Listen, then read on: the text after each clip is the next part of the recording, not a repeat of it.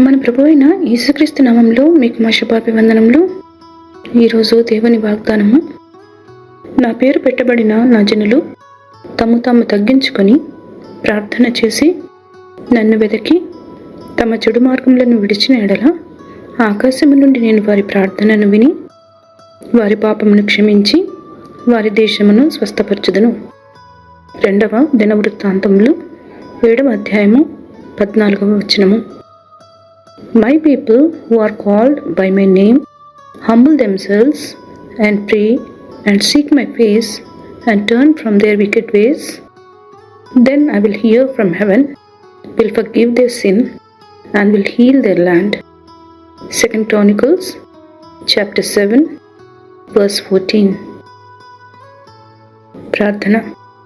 ప్రేమగల తండ్రి, మీ కృపా కనికరములకై వందనాలు. ప్రతి ఉదయము మీ విశ్వాసతను మాపై నూతనముగా చూపుతున్నందులకై వందనాలు. మా జీవిత యాత్రలో మేము ఎదుర్కొనే ప్రతి శోధనపై జయమిచ్చి నడుపుమని యేసునామములో వేడుచున్నాము తండ్రి. Amen. Have a blessed day. God bless you.